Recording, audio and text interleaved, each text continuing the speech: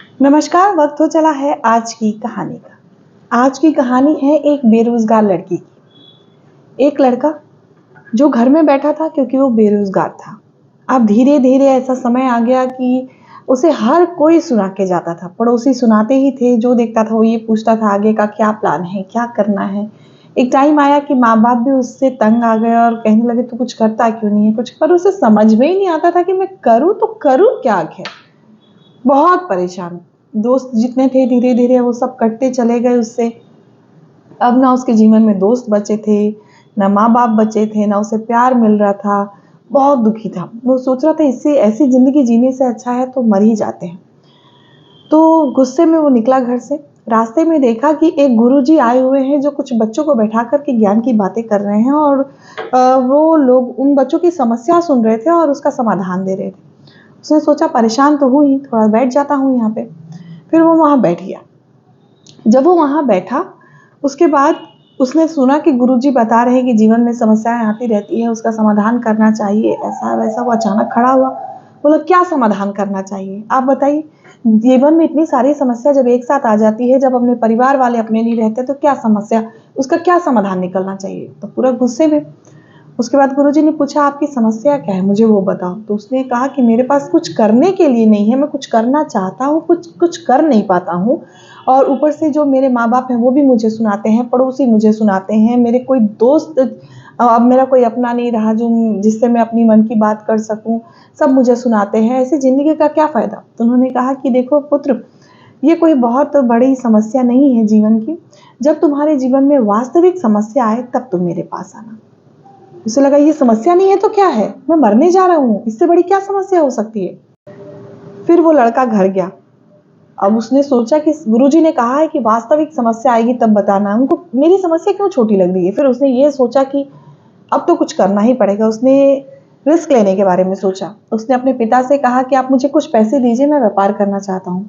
पिता एक बार के लिए खुश भी हुए, क्योंकि उनके मन में ये बात की खुशी हुई कि वो कुछ करना तो चाह रहा है। पिता ने पैसा दिया, उसने छोटा व्यापार शुरू किया और धीरे धीरे व्यापार फलता फूलता गया और उसे खुशी मिलती गई। और जब जितने भी दोस्त उसके छूट चुके थे, क्योंकि वो धीरे धीरे मतलब 3-4 साल का वक्त बीतता गया और उसका जो बिजनेस था वो बहुत अच्छा चलने लगा। धीरे धीरे शहर में उसकी जो स्थिति है वो मजबूत होती गई एज अ बिजनेसमैन। जितने पुराने दोस्त थे सब वापस आ गए। माँ बाप भी गर्व महसूस करने लगे, सब उसकी तारीफ करने लगे। पड़ोसी तो वैसे ही उसकी तारीफ करते थे। अब उसके बाद क्या हुआ, एक दिन वो फिर किसी और शहर बिजनेस के काम से जा रहा था। ठीक है।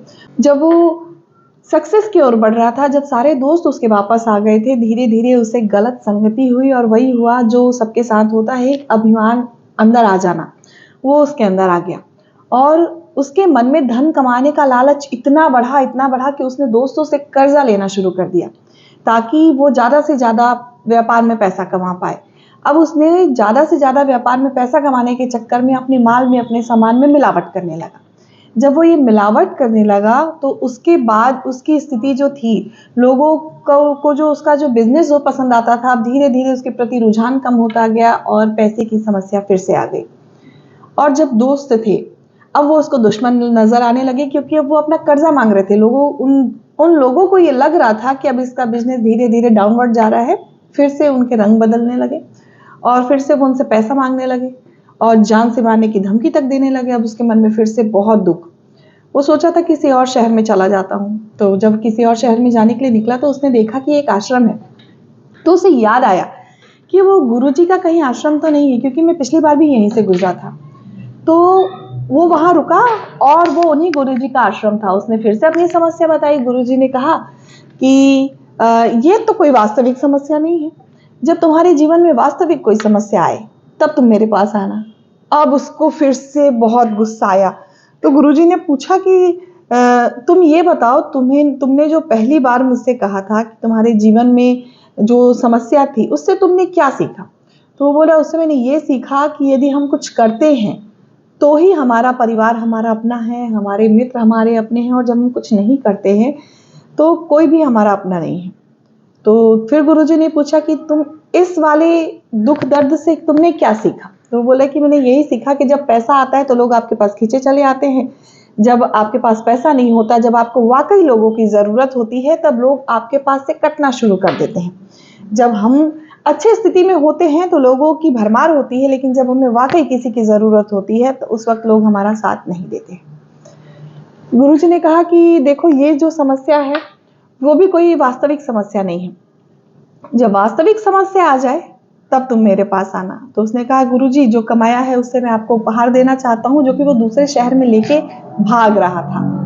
तो गुरुजी ने कहा कि देखो, तुम्हारे इस धन का मैं क्या करूंगा, पेड़ के नीचे गड्ढा खोदो और उसको वहीं डाल दो। तो उसने ठीक वैसा ही किया और चला गया। अब उसने बहुत सोचा कि क्या करूं, भागना उचित नहीं है, इसलिए उसने सोचा कि एक काम करता हूँ, फिर से रिस्क लेता हूँ। और उसने फिर से नया बिजनेस शुरू किया। गुरुजी ने उसको वो पैसा दिया और उसने नया बिजनेस शुरू किया। तो जब नया बिजनेस उसने शुरू किया तो फिर से वही कहानी दोहराई गई। जो अपने नहीं थे वो अपने होते चले गए, जो पराये थे वो अपने बन गए। अब यहां से कहानी खत्म और सीखने और समझने वाली बात शुरू होती है। आप दूसरों के सुनना, दूसरे क्या सोचते हैं ये आपका सोचना बंद करिए। क्योंकि जब तक आप में कुछ बात नहीं होगी तब तक लोग आपको नहीं सुनेंगे। जब तक आप में कुछ नहीं होगा तब तक लोग आपके पास नहीं आएंगे। इसलिए पूरा का पूरा ध्यान अपने आप पर लगाइए, लोगों पर नहीं।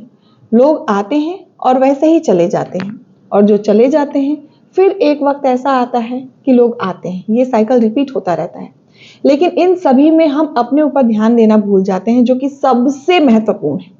इसलिए कुछ तो लोग कहेंगे, लोगों का काम है कहना। छोड़ो बेकार की बातों में कहीं बीत न जाए रहना। अपने ऊपर ध्यान दीजिए, अपने काम के ऊपर ध्यान दीजिए। अपना काम मन लगा के करिए। जो गया था, जैसे गया था वो वैसे ही वापस चला आएगा। तो ये थी आज की कहानी। उम्मीद है आपको पसंद आई होगी।